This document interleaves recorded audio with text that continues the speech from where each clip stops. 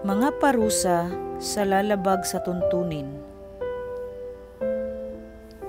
Sinabi ni Yahweh kay Moises, sabihin mo sa mga Israelita na ang sinuman sa Israel, katutubo o dayuhan, na mag-aalay ng kanyang anak bilang handog kay Molek ay babatuhin hanggang sa mamatay.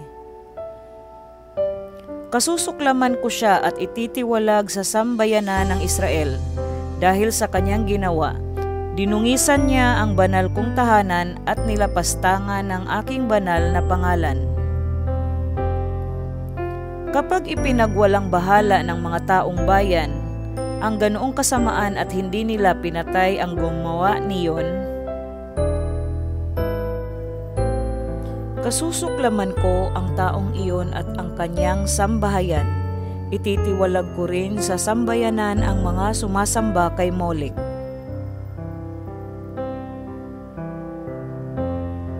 Ang sinumang sumasangguni sa mga kumakausap sa mga espiritu ng mga namatay na o sa mga manghuhula ay kasusuklaman ko at ititiwalag sa sambayanan. Ilaan ninyo sa akin ang inyong sarili at magpakabanal kayo sapagkat akong si Yahweh ang inyong Diyos. Ingatan ninyo at sundin ang aking mga tuntunin. Ako si Yahweh, inilaan ko kayo para sa akin. Ang sinumang magmura sa kanyang ama at ina ay dapat patayin. Mananagot ang sinumang lumait sa kanyang ama at ina. Ang lalaking mangangalunya sa asawa ng iba ay dapat patayin, gayon din ang babae. Inilalagay sa kahihiyan ng isang lalaki ang kanyang sariling ama kung siya'y nakikipagtalik sa ibang asawa nito, siya at ang babae dapat patayin.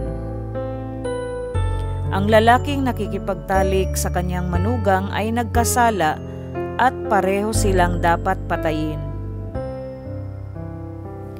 Ang lalaking nakikipagtalik sa kapwa lalaki ay gumagawa ng karumal-dumal na gawain at pareho silang dapat patayin.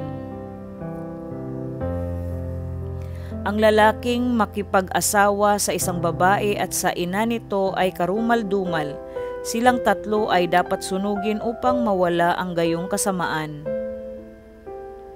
Ang lalaking nakipagtalik sa hayop ay dapat patayin, gayon din ang hayop. Ang babaeng nakipagtalik sa hayop ay dapat patayin, gayon din ang hayop. Ang lalaking nag-asawa sa kanyang kapatid, maging ito'y kapatid sa ama o ina, at sila'y nagsama ay gumawa ng isang kahihiyan, dapat silang itiwalag sa sambayanan. Nilagay niya ang kanyang kapatid sa kahihiyan, kaya dapat siyang parusahan. Kapag nakipagtalik ang isang lalaki sa babaeng may regla, nilabag nila ang tuntunin tungkol sa karumihan. Kapwa sila ititiwalag sa sambayanan.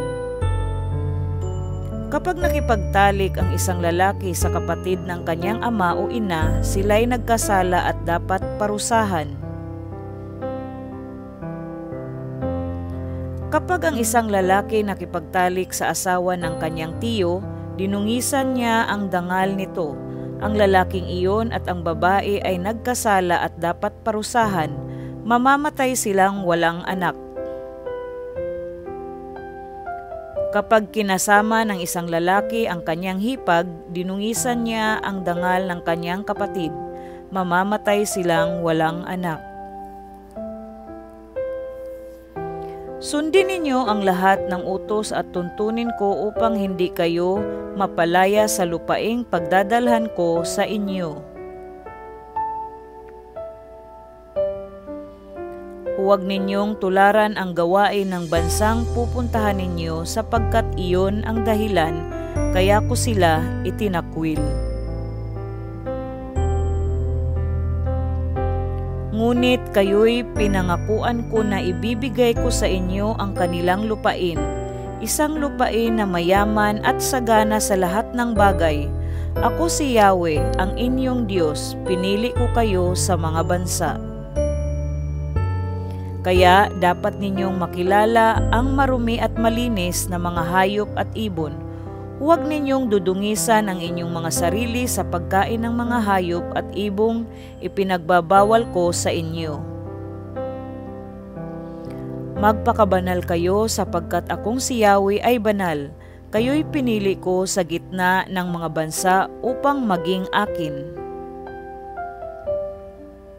Sino mang kumakausap sa mga espiritu ng mga patay na o mga manghuhula, maging lalaki o babae, ay babatuhin hanggang sa mamatay.